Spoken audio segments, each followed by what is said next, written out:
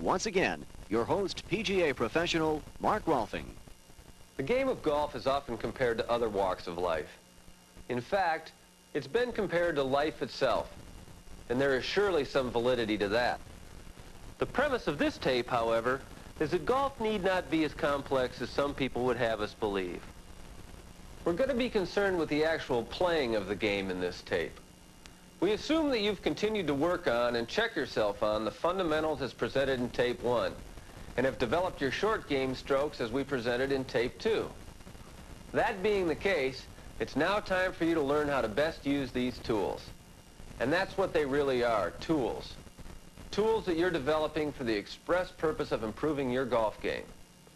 It's important that you make the distinction between playing golf and developing your technique. We're going to advise you in the strongest possible terms to work on your technique, whether it's the full swing or the short game, on the practice area. When you go to the golf course, concentrate on playing the game.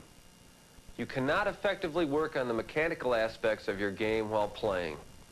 In order to reach your potential as a player, you must channel all of your energies on the problems of the game.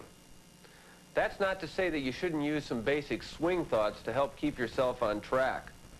Like, for example, take it back slow, soft and gentle. But trying to work on sophisticated swing mechanics while playing golf is like trying to watch television while you're driving a car.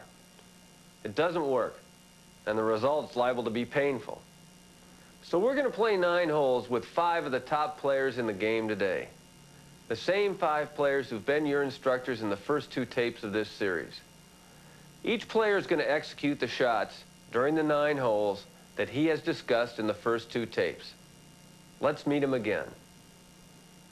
First, a man with more titles to his credit than we can possibly recount.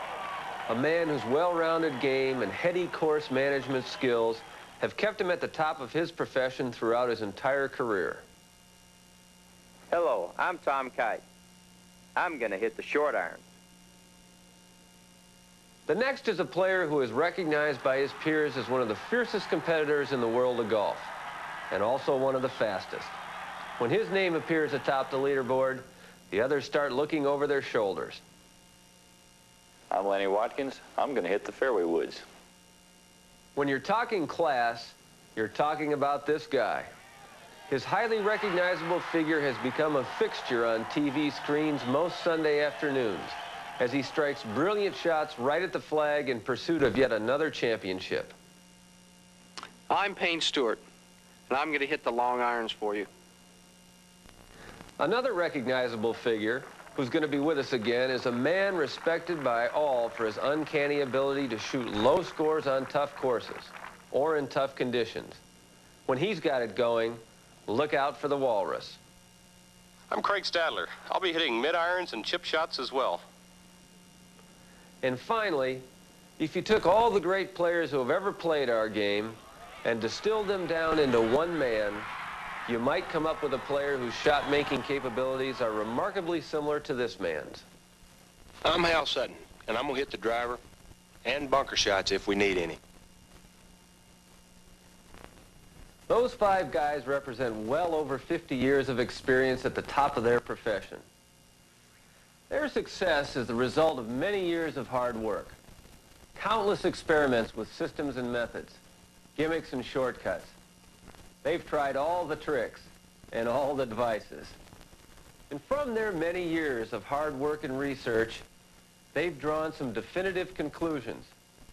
And they've passed many of these conclusions along to you in the first 2 tapes of this series. But in this tape, the final tape, they're going to let you inside their heads as they play 9 holes. Before we start, though, they have one more of those definitive conclusions. Again, a very simple one that most people fail to recognize. Golf is a game of distance. The right distance, that is. It's just as important to hit the ball the right distance as the right direction. For example, everyone understands that a putt hit at the right speed or distance, even if it's somewhat offline, is better than a putt struck online which goes too far or comes up way short. It's just as important to hit your full shots the right distance. It doesn't matter how straight the ball travels, if it's long and over the green, or short and buried in a bunker. So you say, I know that. Well, the next time you're playing on your golf course, stop at various points on each hole and ask yourself, Do I know the distance from here to carry that bunker in the fairway or at the front of that green? A hole may have a 150-yard marker or yardage markers on the sprinkler heads, but these are usually distances to carry the center of the green. Nowadays, pins are seldom placed there. So you have to ask, How long or deep is the green? What's the distance to various levels on today's multi-tiered greens? Now, if you're one of those rare golfers who knows the distances on his course, you probably also know how far you can hit the ball when you strike it solidly. But it's surprising how few golfers actually know the average distance they hit the ball with each club.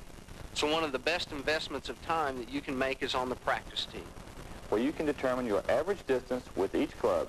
And if you've developed a consistently repeating swing, following the fundamentals we illustrated in the first tape, you have a good chance of coming up with an accurate measurement.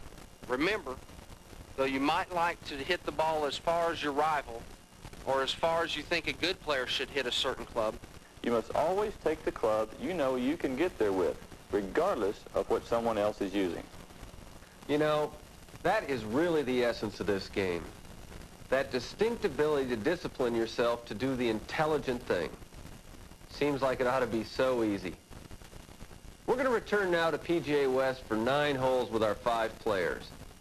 They're going to play the front 9 of the Nicholas Resort Course, and we're going to try and give you 2 different perspectives, both a bird's eye view and their point of view. And we'll listen to them talk about the things that are important to them and what should be important to you. So let's join Hal Sutton on the first tee.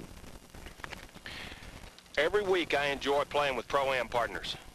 But some of the problems that I see that they have is they have a death grip on the first tee.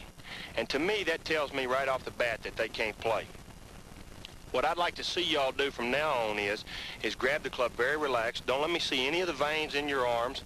And just really get up over the ball relaxed. Like you're really going to finesse it out there. Let's don't kill it out there. Let's finesse it out there. Another point I'd like to make is that the first tee is probably the most important shot you'll make all day long because that sets the tone for the rest of the day.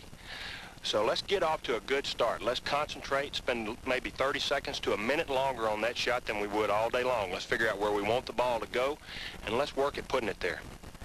Now let's talk about this shot right here, what confronts us. We've got a 420-yard hole here, little dogleg left. All the trouble seems to be on the left-hand side. We've got backboards on the right-hand side. We've got a bunker out there in the right center. The pin's back left with a big green. So we want the ball to be somewhere on the right-hand side around that bunker out there where we can shoot back to our target, which is a pin in the back left. In this particular case right here, I'm going to try to take the ball at the bunker on the right-hand side of the green and fade it back to the bunker in the fairway back there. Now let's talk about teeing the ball up here for a minute. On this hole, since I want the ball to go to the right-hand side, I'm going to tee it up from the center of the tee to the left-hand side of the tee right here. Because if I miss it, I want it to go right, not left. And a normal tee for me, when I tee the ball up, will be where the center of the ball goes through the top of the club, just like you see right there. And if accuracy is not the premium, then I'm going to tee the ball higher so I can swing a little bit harder. And the top, almost the whole ball is above the club, like you see right there. But in this particular case right here, we do need accuracy. So I'm going to tee the ball much lower to where the center of the ball is going right through the center of the club, just like you see. Now, one of the most important things is that we get lined up. And I'm going to line it up, like I said, at the bunker up by the green up there and kind of fade it back to the right. One thing I'd like to point out is that I spend more time on the first shot every day than I do any other shot on the golf course. Mainly because I feel like it's one of the most important things for me to get off to a good start. Otherwise, I've got to fight back all day long. So spend 30 seconds to a minute longer every day on the first shot. All right, we're going to get lined up again here. We're going to take maybe 1 or 2 practice swings, make sure we know where we're going. And I'm only going to look at my target out there. I don't want to see any of that trouble out there. I just want to see where I want this ball to go. We're ready. Now let's go with it.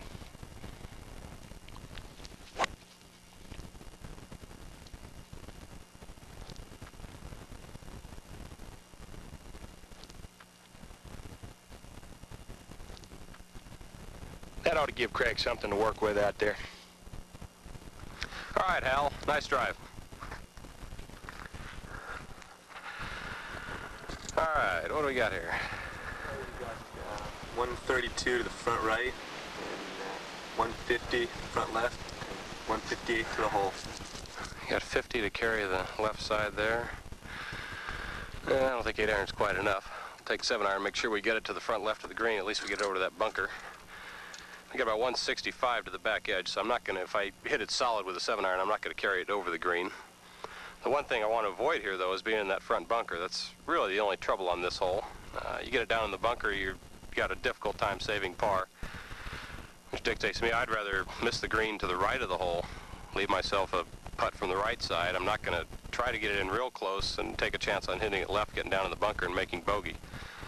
If I miss hit it at all, I've got plenty of club to get over the front right. We've only got 130 yards to the front right edge. If I miss it right of the green, there's just some fringe over there, a couple little knolls that I've got a pretty easy chip. Got a fairly simple job at saving par if I hit a poor shot. The one thing I want to avoid is in that bunker. That's, as I said, that's the only trouble here. So I'm going to try to start it a little closer to the pin. I'm going to hit a left or right shot in here, starting the ball at the pin as opposed to normally 15, 20 feet left of the hole. Just to avoid the trouble over there, I'm going to either, if I hit a real good shot, I'm going to hit it at the hole. If I miss it a little bit, I'm going to leave myself a 25, 30-foot putt right of the hole for birdie.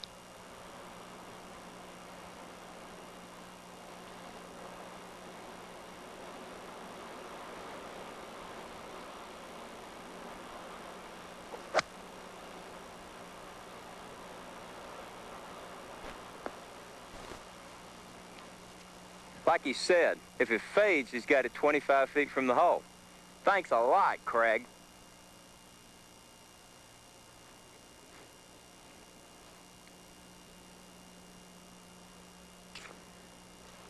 Well, the first thing I notice about this shot is that it's actually not on the green. I've got it just in the fringe, and so that gives me a couple of options in club selection.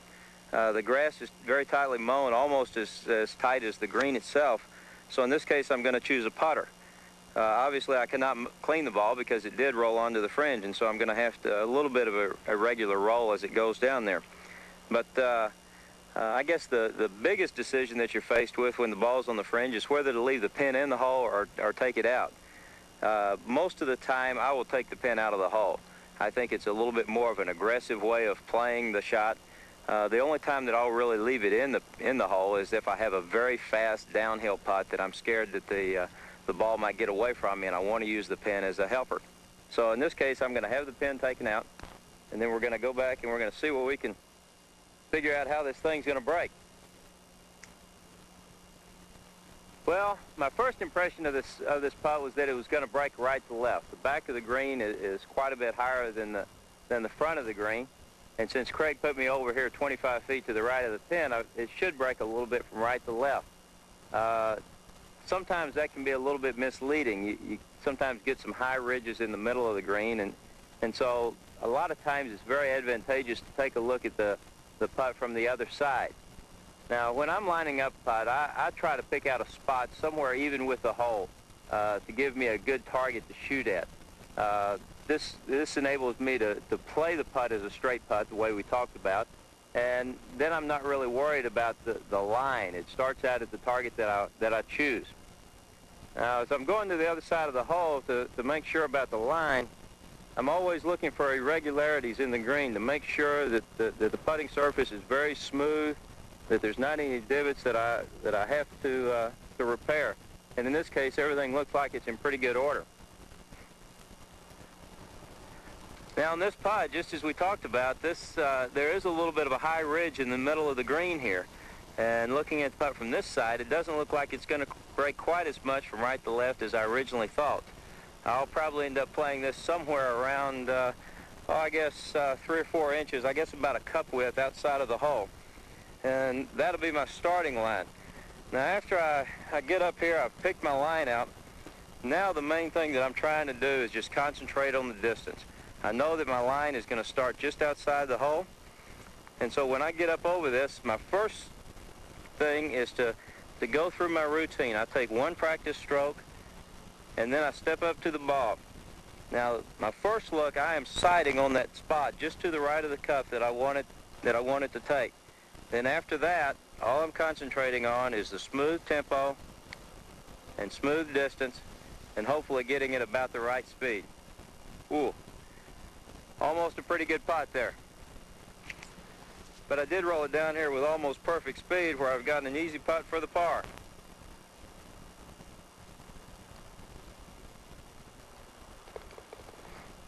It's a nice way to start off the day with the easy par for us. Before we go on to the second hole, I've got to point out that the time being taken by these players here is for your benefit. Most of the things that they're explaining and demonstrating come as second nature to them. These are their normal thought processes while they're walking to their balls or while their fellow competitors are playing a shot. Slow play is a definite problem in golf today, though, and we want to encourage everyone to do their part to keep the game enjoyable for all. If these players took as much time in a tournament round as they're taking to explain their strategies to you, not only would they be penalized, they'd probably be run off the course by their fellow pros. But for your benefit, we're going to take much more time than normal. You may have noticed that it was early morning out there in the first hole, but you'll see that we're going to condense things even more as we go along just in order to get in before dark. All right? Let's go to Hal Sutton on the second tee. Well, here we've got a 450-yard par 4 that's basically a straight hole. Let's take a look at it here. We've got all of our trouble out there on the right-hand side. Got a little trouble to the left. It's a little bit of a downhill slope on the left-hand side of the fairway. It's basically downhill for our second shot. On the last hole, I played a shot that went at the trouble and away from it. This particular hole, I don't want to do that because if I happen to hang it out there and don't draw it back to the middle of the fairway, well, then I'm going to have a lot of trouble being in that deep bunker out there. So I'm going to play it at the middle third of the fairway, and I'm going to basically try to hit the ball straight. If it slides any direction, I want it to go a little bit to the right. I'll tee the ball up on the right-hand side of the tee here, and I'm going to tee it down low. I know it doesn't seem like I'm saying a whole lot about this hole, but I don't want to make this any more complicated than it really is. We see our area out there that we want to put it, so we're going to concentrate on that. And we're just going to go do it. Take a couple of practice swings, thinking only about where I want this ball to go.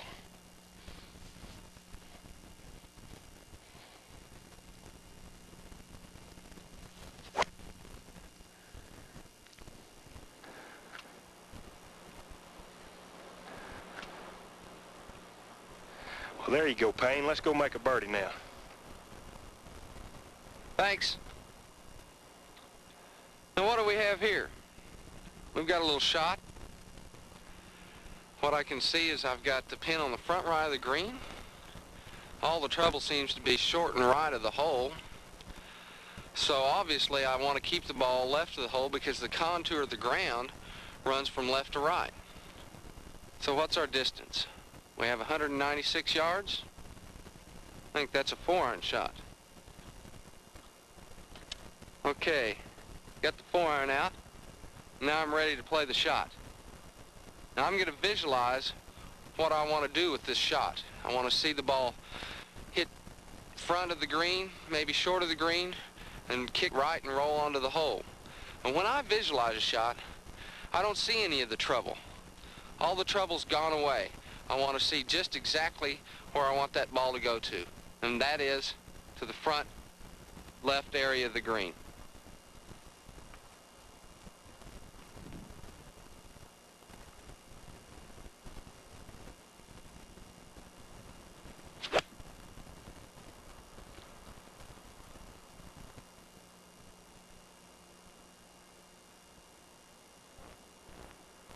Well, that's a little bit more like it, Payne.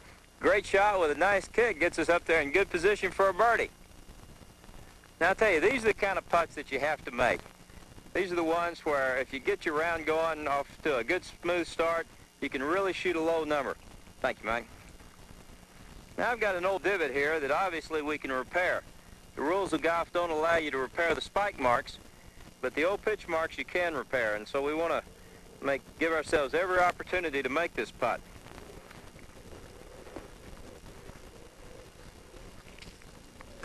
Well, this is a relatively straightforward putt. I think my starting line is right on that left edge, so when I set up, I'm going to really be concentrating on getting it started right on that left edge, and then I'll be concentrating on the nice firm speed to try to get it in there.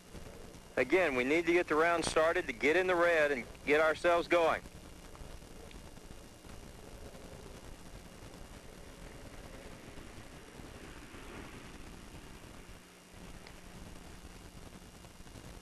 Oh, geez. Well, I tell you, that's about as good a putt as I can hit. Obviously, it didn't go in, and it leaves us with a very disappointing par. Payne, I'm sorry. You hit a good shot in there like that, and I hate to blow the putt for you.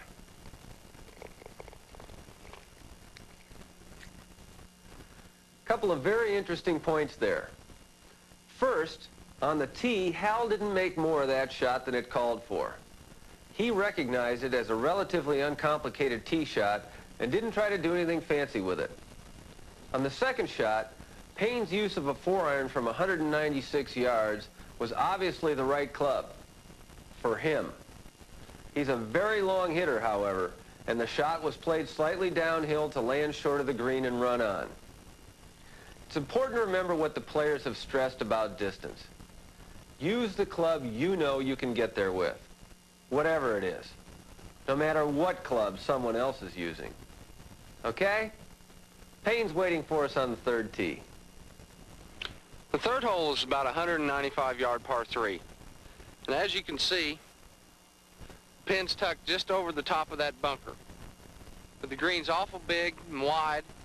You got a lot of room to the left of the hole and a little room to the right of the hole. So if we wanted to play for sure par, we're going to aim to the left of the hole to that big fat part of the green. But I'm not one that's going to stand here and just try to make pars. I want to make birdies. And in order to make a birdie, I've got to hit a nice high shot in there. It's going to carry just over that bunker and be right next to the hole. Now, I know that it's 195 yards. Now I'm going to hit a 4-iron. So now that I've got my club selected, I'm going to visualize the shot that I want to play. And that is a nice high 4-iron coming down just over the top of that bunker and rolling right next to the hole. I'm not seeing anything else but the pin and just where I want that ball to carry right over the top of that bunker.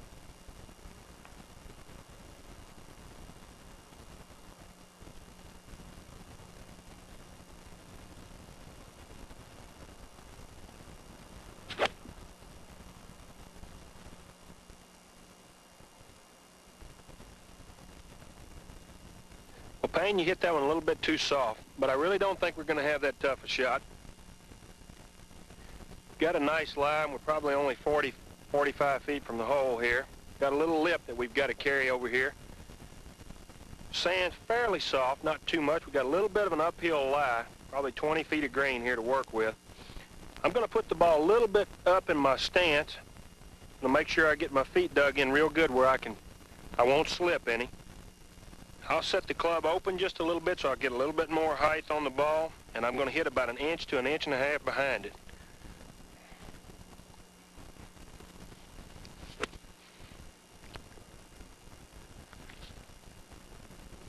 He might give me that one. Sure, Hal, we'll give it to you. We got to get in by dark. Well, that time Payne hit a 4-iron from 195 yards, and it wasn't quite enough. He was trying to hit it high and soft, though, just sneak it over the top of that bunker, and that took some of the distance off it. Hal's attitude about his bunker shot is born of practice. It's a perfect example of how knowing what you're doing, having a system, in this case in the sand, will breed confidence, which breeds success. And that's why I keep saying, practice. Let's get back to our round. Here we've got a 550-yard par 5 that's basically straight away. We've got trouble on both sides, so we can't make this any more complicated than it is. We've got to aim the ball down the middle of the fairway and hopefully be able to put it there. There's deep bunkers, grass bunkers on both sides. Just a solid shot down the middle probably will be able to put me on the green in 2. And I'm not going to try to overswing on this at all. I'm going to pick out my spot, which is going to be about 5 yards to the right of the pin out there, and that's basically the center of the fairway. I'm going to tee the ball down again low because we've got accuracy is a premium here. I'm going to line the shot up 5 yards to the right, and all I'm going to concentrate on is putting that ball right down the center of the fairway. Again, I'm not seeing any of the trouble out there.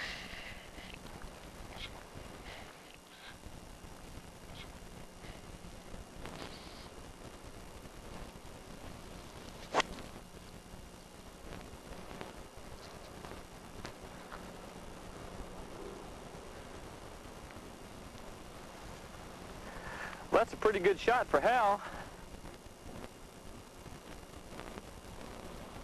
Gosh, he's even hit long enough I can get to the green in 2 also. What kind of yardage do we have, Mike? We got 235 to the front. And the pin? 25 more. That's a pretty long ways. That means I can't really go with the pin in 2. It's a little bit too far for me to carry the ball. So I guess we need to hit a hard 3-wood probably at the left side of the green.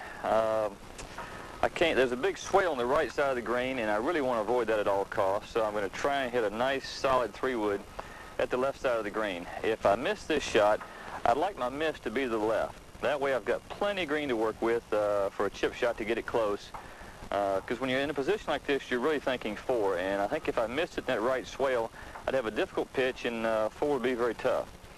So I'm going to try and hit a nice hard 3-wood, hopefully get it on the green for a long eagle putt, and if I don't, I'll have a pitch from the left side. On a shot like this, when I'm going to hit it very hard, I'm going to try and keep my head down, because the last thing I want to do is come out of the shot and leave it to the right. So I want this shot to be very firm, stay down with it through the shot. If I miss it, my miss is left. So I'm going to stay right here and try and hit a nice firm 3-wood. About time to get on with it. I've been taking way too much time here.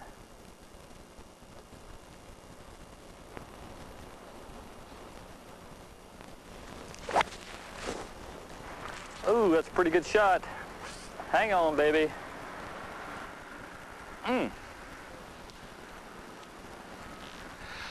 Well, Lanny, I'd rather be putting, but I guess this one will have to do. We've got about a 75-foot chip shot here. I've got 2 options. I could take a sand wedge or a pitching wedge, try to fly over this little hump here, land it in the swale, and let it roll up. That requires a little longer shot, though. I don't want to take a chance of getting it lost back in here. So I'm just going to take an 8-iron, try to bump it right into the hill, keep a low trajectory on it, let it roll down through the swale, take the break, and down to the hole. I've got a lot tighter swing. It's shorter. It keeps my club face on line to where I pick out the spot. I'm going to pick out a spot right on the hill here where I'm going to fly the ball to. A lot easier to do that, keep it on line with the shorter backswing.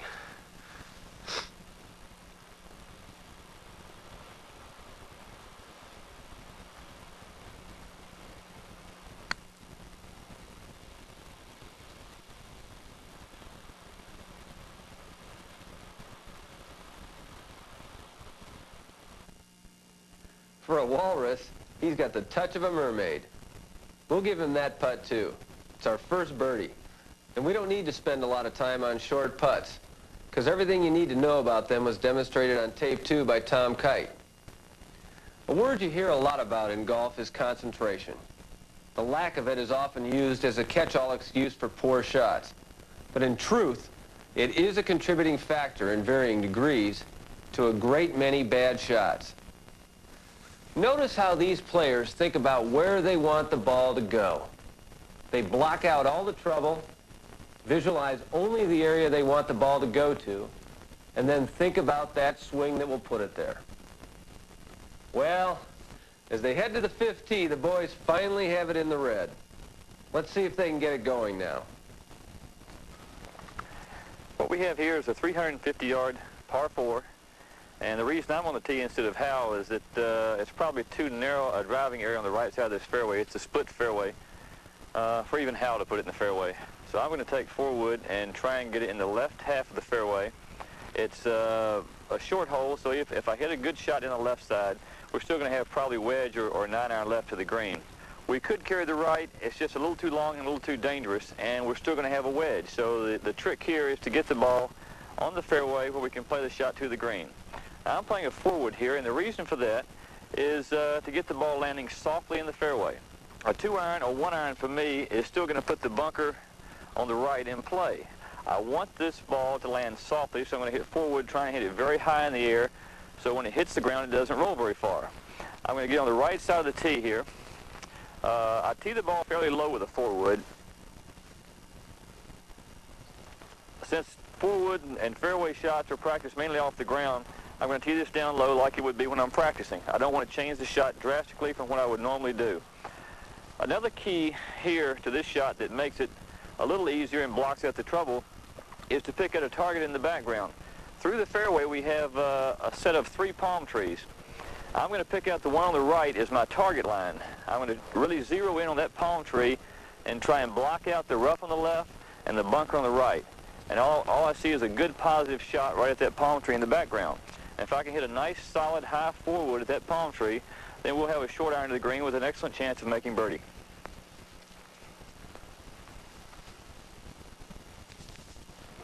Let's see.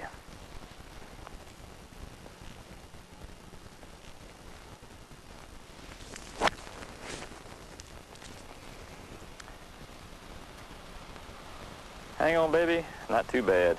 Not too bad. Lanny's tee shot at the 5th was placed perfectly.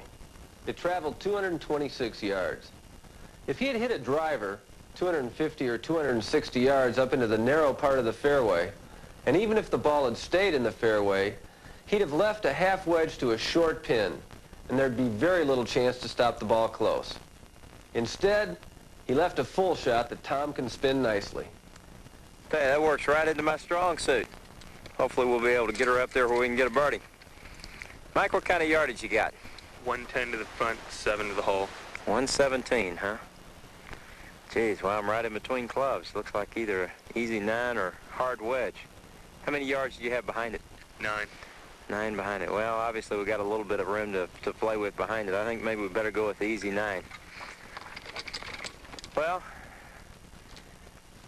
main thing I want to do here is put myself in a position to where I can really accelerate the club. The biggest mistake that I could make would be to take too big a backswing and then have to decelerate on it. So I'm going to take a nice, firm, short swing and then really feel like I'm accelerating the club through the ball.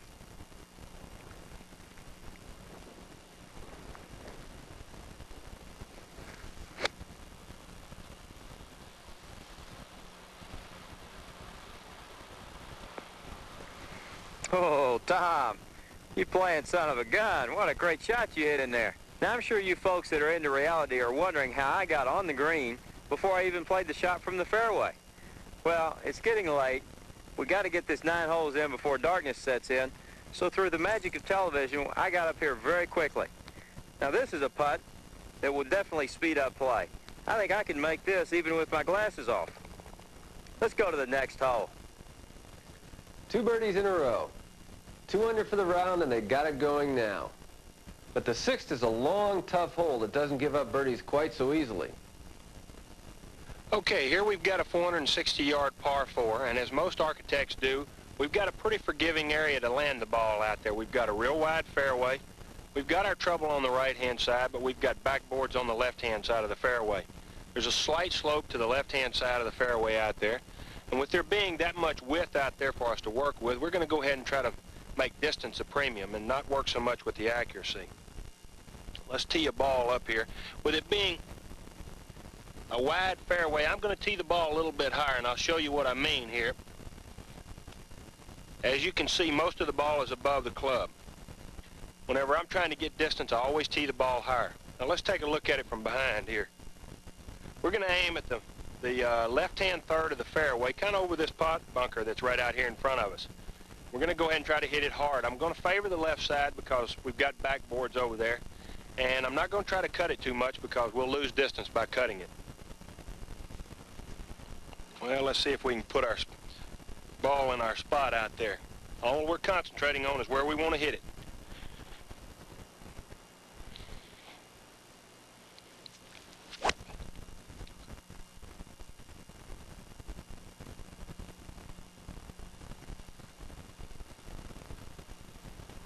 Now we've got Payne in position for that second shot. Thanks. And what do we have here? Got a long iron shot. What kind of yardage do we have? 205 yards. Well, that's going to be a 3-iron. Nothing special to it. We've got trouble to the right, trouble to the left. The green's wide open in front, and the pin's all the way in the back of the green. Just your basic solid 3-iron.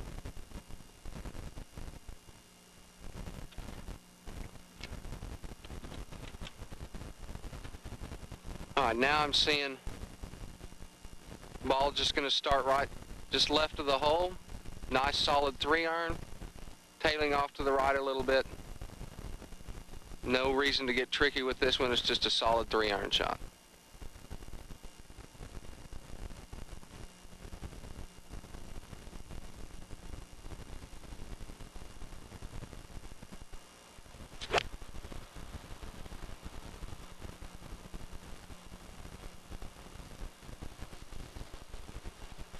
Great shot, Payne. I tell you, anytime you can put a 3-iron in here this distance from over 200 yards, just really a tremendous shot. Now, you left me in here with perfect position. I'm about 35 feet right below the pin. You know, the one thing that you don't want to do with the pin tucked right at the very back of the green is to get too aggressive and blow it over the green and put yourself in a good position for a bogey. Payne played for the middle of the green, knowing that we've got a pretty good chance of probably making our par and a little outside chance of making the birdie. Now, one of the things that a lot of people seem to have trouble with is when they mark their ball. They don't know the proper procedure. The ideal way is to set the coin directly behind the ball. Then you can pick it up and clean it, do whatever you need to with it. If you cut it, you can even take the ball out of play. But then you set it back down in exactly the same position where you picked it up from.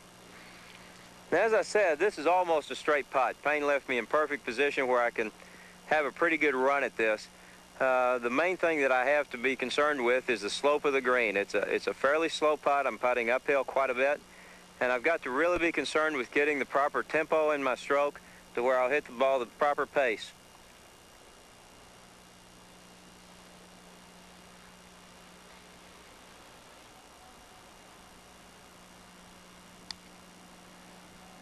Break a little, honey. Oh, jeez. Well, I'll tell you, pretty good try, but anytime we can get par on a tough hole like this, we'll be very satisfied. I'll say. Most of us can't even reach these 460-yard par 4s. But that brings up an important point. These guys are the very best players in the world. And where they hit the ball may have no resemblance to where you hit it. We're saying to you, though, that's not the important thing. The important thing is for you to know how far you hit the ball. We're not inferring that you should or even expect to hit the ball as far as these guys do. What we want you to understand is their thought processes and how they arrive at the decisions that enable them to shoot the scores they shoot. Those are the things that you can apply to your game. Just because you don't hit as many good shots as they do doesn't mean you shouldn't try to. No one has ever played this game that hit as many good shots as they tried to. Besides, most of you don't play from the same tees these guys play from, and you don't have to deal with 460-yard par 4s. But if you do, just think of them as par 5s. And speaking of par 5s, let's join Hal on the 7th tee. Okay, here we've got a 525-yard par 5. Now let's take a look at this. We've got a relatively wide open hole out there. We've got a slightly uphill second shot. The hole's slightly dogleg to the right, but we've got backboards on both sides of the fairway. Looks like to me we can just kind of let it all hang out here. We're going to go ahead and put the premium on distance. When we do that, we're going to tee the ball a little bit higher. I'm going to kind of aim at the left-hand third of the fairway here. Looks like to me it's a little bit easier from the left-hand side. So let's see if we can't hit it hard right down the left-hand side.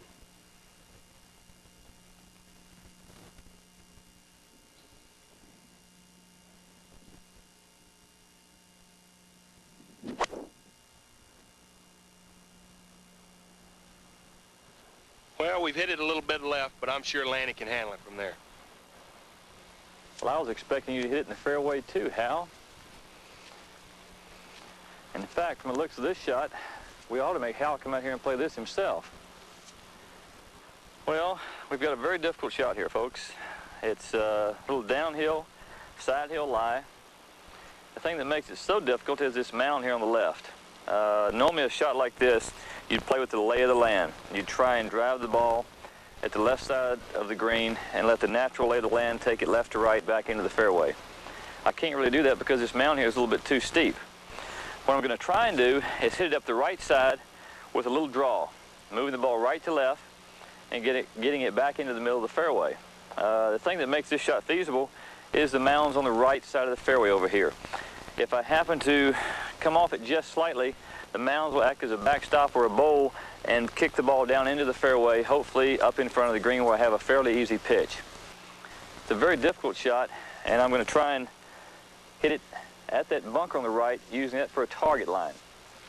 It's also a tough stance here. I've got to play the ball back in my stance to try and hit it solid, and I've got to make a very concerted effort to stay down with the ball to get the ball up into the air. Hitting a hook off this shot is not my favorite play, but sometimes you're left with no other choice. I'm going to try and keep my knees nice and flexed here so I have something to drive down through the shot with and get the ball turning up into the air.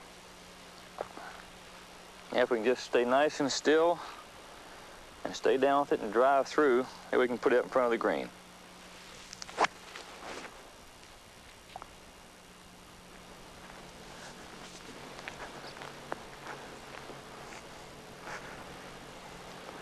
I always knew I played fast, but this is ridiculous.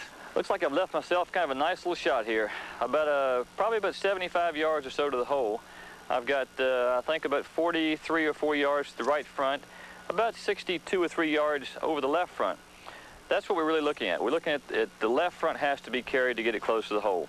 I've got about another 10 yards past the left front, so I'm going to be wanting to carry the ball about 70 yards, which leaves it just short of the hole. I've got a little uphill lie, so I can be aggressive. I should be able to spin the ball a little bit more. It's going to play slightly longer up the hill. So all in all, I've got a shot I can be very aggressive with. I can get into my stance and make a nice, firm, aggressive swing, which puts a lot of spin on the ball. The harder you can hit it with a shot like this, the more you can spin it. I'm going to try and settle in here and hit a nice, solid three-quarter wedge. I'm going to position the ball about the center of my stance. I'm going to choke up on the grip a little bit because I actually like to have the club head very much under control, and I don't want it long and loose. I have my stance slightly open, and that kind of restricts my turn and swing a little bit. My knees are flexed, and that way I can kind of make a simple little swing, stay very much in control, and hit a driving, firm shot at the hole. Try and set up nice here, right in kind of the center of my stance, knees flexed, and just make a nice, firm little swing.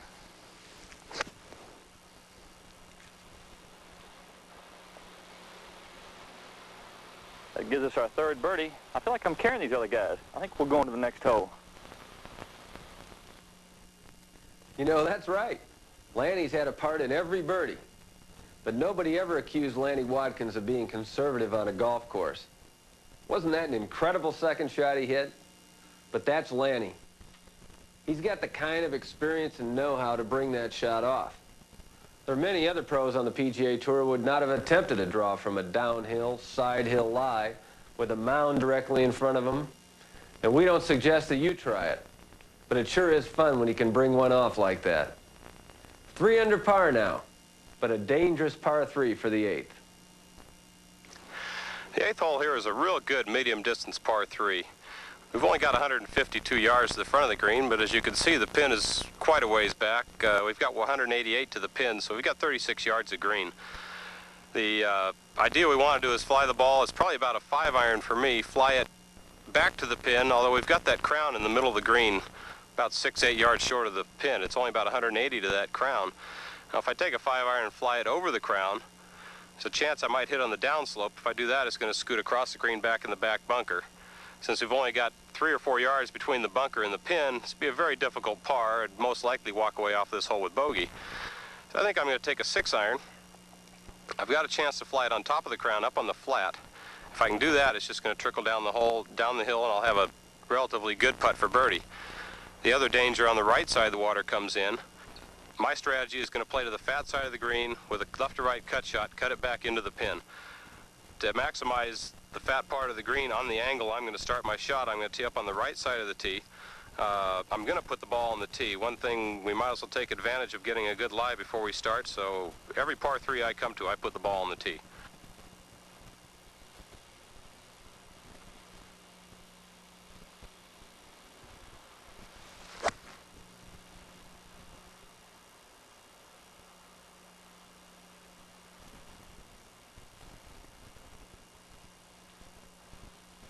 Well, Craig, you hit a very good-looking shot in there. It looked like it was going to be right on the pin.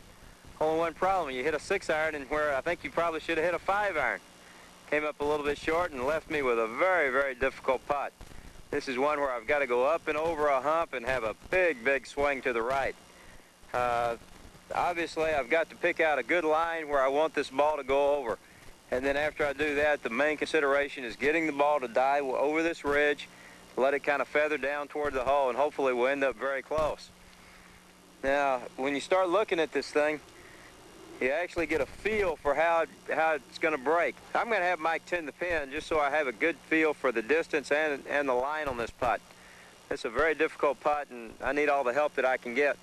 What I'm going to try to do is start this ball just about 3 or 4 feet outside of his feet out there. Give me a lot of good feel for the line that I want, and then I'm just concentrating on trying to get the ball to die over the slope, and hopefully we'll die up there very close.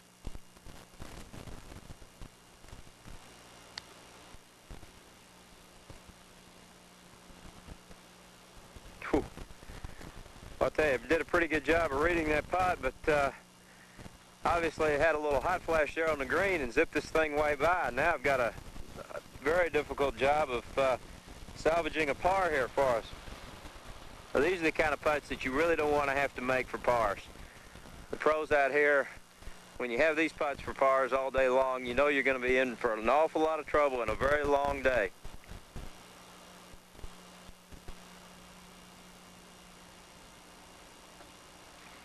This is a right edge putt, should just break a little bit to the left.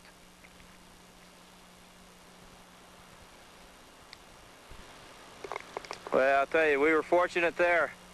A little missed club off the tee, and then a not too good a lag putt on the first putt. Anytime we can get a 3 playing a hole like that, we'll take it and run. Now, wait a minute, Tom. Missed club? I got to go to bat for my old pal Craig here. He said back on the tee that he didn't want to hit a 5-iron because it might scoot off the hump into the back bunker. He said he thought he had a chance to get it over the hump with a 6-iron. In other words, he probably didn't expect to get it to the hole. But he didn't want to risk that back bunker. And wouldn't you rather be on the green than playing back towards that water with a sand wedge? I know I would. Of course, we'll never know if the 5-iron might not have put Craig right next to the hole either. On the previous hole, we saw a successful gamble. But on the 8th, the boys played more conservatively. But think about it. You can make anything on that 8th hole with all that water, as opposed to Lanny's 3-wood at the 7th, where there was no severe penalty lurking. And while we're talking about severe, the 9th hole at the Nicklaus Resort Course at PGA West could be on anybody's all-time toughest 18. Okay, here we've got a 485-yard par 4 that's about as tough a hole as you'd ever want to see. We've got slight dog leg to the right. Most of the trouble's on the right-hand side. We've got kind of backboards on the left-hand side with the mounding. We've got a lot of water out there in front of the green. Tough green to hit into. This particular hole, with it being as long as it is, I'm going to tee it up on the left-hand side today. I don't want to bring the trouble on the right-hand side into play, but I want to be able to fire it down slightly down the right-hand side because it'll make that second shot a little bit shorter. I'm going to look at my position where I want to hit it out there, and that's where only thing I'm concentrating on. We need quite a bit of distance off of this shot, so let's go ahead and hit it kind of hard.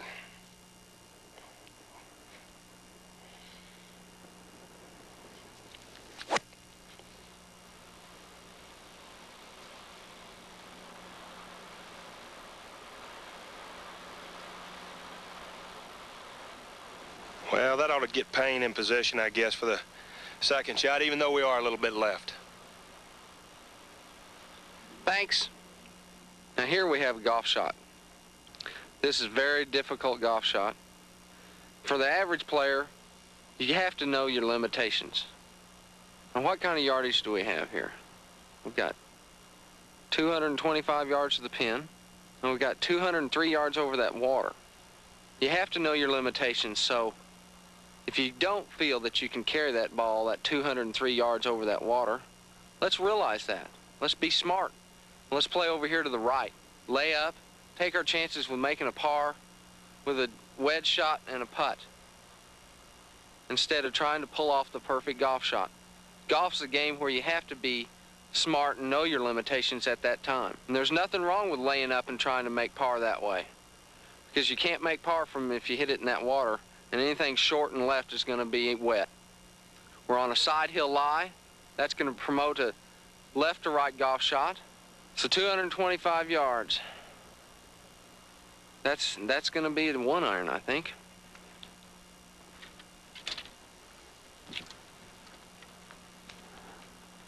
Now I've got my 1-iron, and I'm seeing the shot that I want to play. It's going to be starting at the pin, and if it goes straight, fine. If it doesn't, it should fall off to the right, and there's nothing wrong with missing the green to the right, because you can still make par from there, and you might even chip it in. But since I do this for a living, I think I can hit this shot. So I'm going to try to start this ball just left of the pin, allowing for my lie. That should work the ball right over to it with a little left to right cut on it.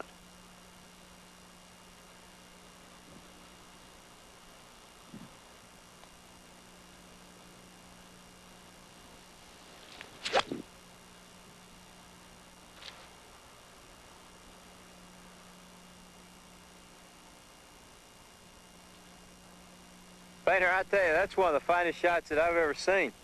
Pretty easy to understand why you've been so successful in your career, hitting 1-irons off of downhill lies like that, 220 yards. That's fabulous.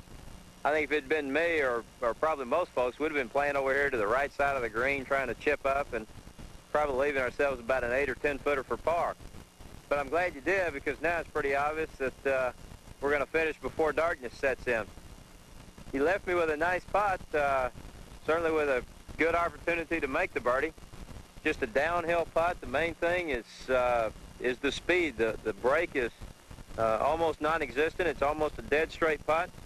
Main thing I have to do is just dial down there with the proper speed, nice smooth tempo, and hopefully luck will be on our side.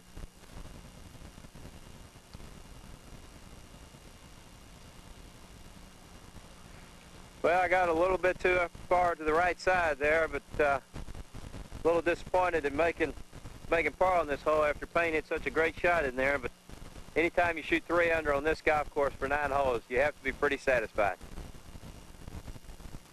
How about 3 under on any golf course? Well, I hope you got the message there. If you didn't, it's in this farewell from the players. We shot 3 under for 9 holes. But you shouldn't jump to the conclusion that you'll be able to shoot that score too. But you might. If you do exactly what we've told you to do in these tapes. What we've told you is everything we do. So practice and good luck. Practice and good luck. You know, there's a saying on the PGA Tour, the more you practice, the luckier you get. And if ever there was a truism, that is it. But there's another point in that brief goodbye from the players, and it's a point that's essential for you to grasp in order to benefit from these tapes. It is this. If you do exactly the things they've told you in these tapes, you'll play exactly like them. The operative word there, however, is do. And you probably don't have the time to devote to practice that they do. And so you probably will never learn to do exactly as they do. But as they said, you might. What you will do, and we make you a promise on this, is improve. And continue to improve. And stay improved permanently. So continue to review these tapes. Stick to the fundamentals and time-proven techniques of the world's greatest players, the players of the PGA Tour. And practice. And see just how lucky you can get. In conclusion, we're going to present you with a set of slow-motion studies of our 5 players. Study them. Memorize them. And on those days when you can't seem to find the feel you want, call them to memory and see if the image of them doesn't help you.